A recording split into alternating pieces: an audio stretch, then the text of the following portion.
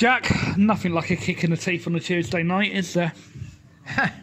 No, it's hopefully it will make us stronger. To be fair, I'm obviously very disappointed with the result, but the performance, I was, especially the first half. If my team could play like that every week and create that number of chances, I'll be absolutely delighted. But, you know, football is a game where the result is everything, and it's about putting that ball in that net. And at the moment in time, it don't seem to matter who it is, who I change, who I bring in, whenever they get in those areas, it's thing. But as a manager, I was absolutely delighted with our first half performance.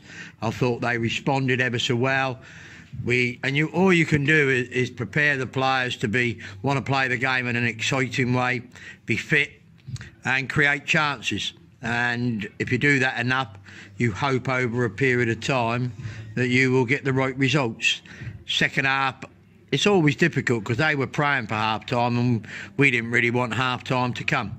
But the second half, I didn't think we actually played as well, but we still dominated the game. We still had got into quite good areas to score, and it didn't happen. And you're always thinking then, is it going to be one of those nights when I said to Rob that, you know, I'll be pleased to get out with a 0-0, because I've seen them so many times on this ground over the years that, you know, the opposition get a chance. It's hard at this level to try and deny the opposition any chances.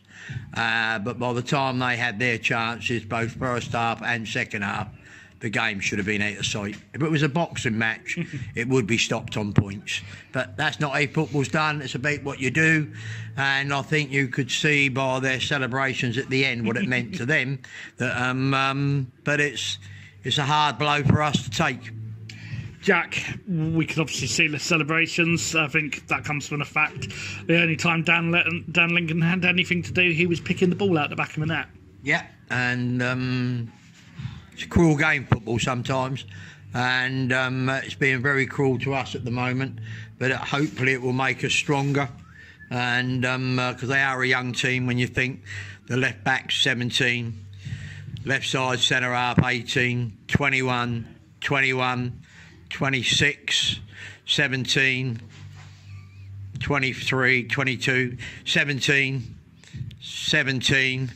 22. It's a very young team. And full credit to them. They gave a good... I'm not going to complain about the players. Some of the final decisions, yes, you want more, but the reason they play at this level is because they're either on their way learning the game or they need experience.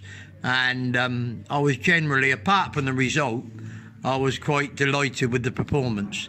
But unfortunately, there's been quite a few of them performances later, and at some stage, something has to give. And 1-0 tonight was as you said at the start, I wouldn't say kick in the teeth. I'll be a bit stronger than that, but that's life, and we're on the radio, so we have to move forward. Jack, I need to ask you about the two new loanees. They've come in. The new lad, the name escapes me, the number 8. Freddie Reid. He's been given player of the match. Maloney's done well. What did you make of their performance as your manager? Their first game, they done ever so well. I think that shows you where our confidence is, though, when a 17-year-old kid comes in and he's your man of the match.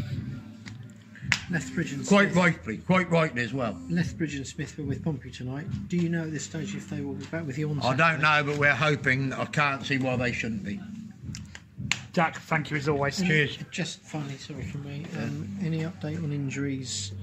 Some people have been saying Keaton is now out a little bit longer than you thought. Yeah, he got a broken bone and he'll be a while, yeah. In his foot? Yeah, in his foot. So he's looking at what, Christmas and beyond? Yeah, Christmas beyond. Yeah, and Corey's similar. Corey, I don't know. No. All I know is I don't see Corey playing very often.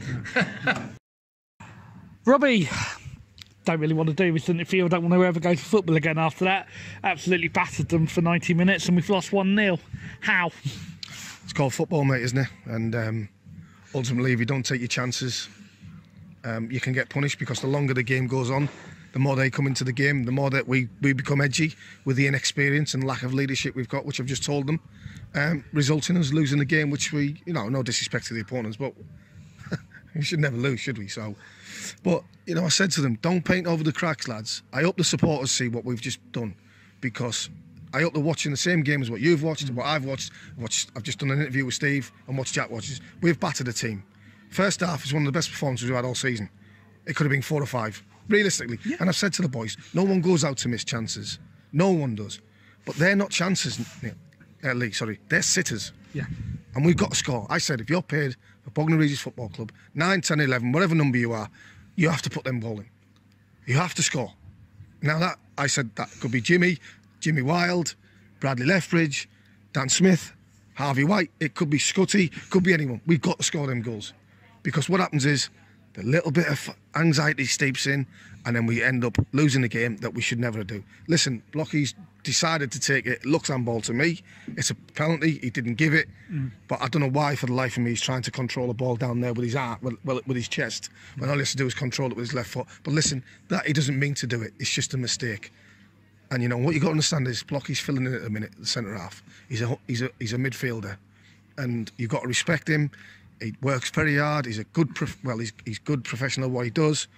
But we just see it in us. Things are not going right for us late at the minute. But mark my word, I want to succeed here. I want to get better. We want to get better as a team, and we will get better. And I'll guarantee you, we will get better. But what we got to do is we've got to cut out the silly mistakes, and we've got to put the chances away. Because what happens is, whether it's Saturday or whether it's another day, it will turn, and we'll start beating teams 3 and 4 again. Need to obviously ask you, going back to Saturday was unacceptable. Tonight's even worse for me, because we should have won. Yeah, I mean, it's harsh to say it's worse. I understand what you're saying, but you know what I mean by that. No. You've watched the team there, completely dominate the team, play good football, yes, and create loads of chances. What else can you do? The response was great as far as I'm concerned. We've asked them to show up, they showed up. We asked them to play, they played. We asked them to play with a purpose, with a tempo, pass and move the ball, and we did. We asked them to create chances, they created untold chances, and all we haven't done is put it in the back of the net. And that happens at any level. You've seen it at any level. If you don't score, you leave yourselves vulnerable to something late on when the game's getting a little bit edgy, and we've conceded.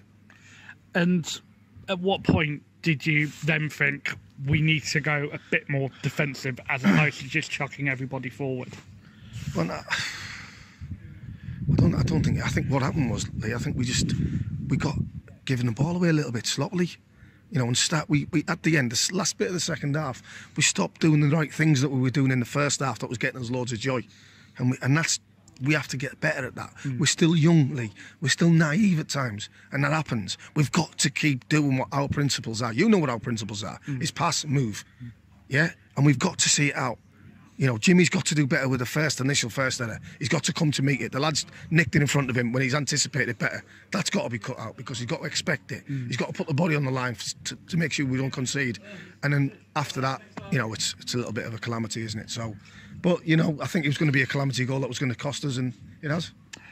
Almost wish that the penalty had been given, but I'll move away from that, Robbie, and ask you about the 2 lads from Portsmouth. They've come in and they've done a hell of a job tonight. They look like they've been playing football for 20 years and they're only 17. Yeah, no, that's outstanding, and credit to Portsmouth. They've got, got some really good young footballers, and I think they trust us with the players. That's why they're letting us come here, and that they'll benefit from that. Leon certainly will benefit from that.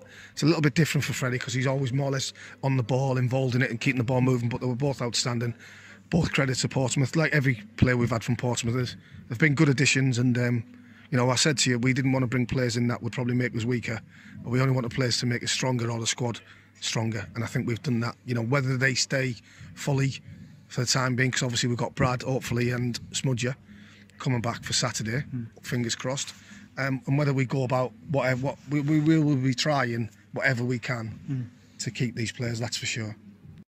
So, Robbie, we go again Saturday against Wingate and Finchley. It's going to be a highly emotional afternoon as Bognor Regis Football Club pays tribute to one of its supporters, Bill Spriggs. How important is Saturday on and off the pitch?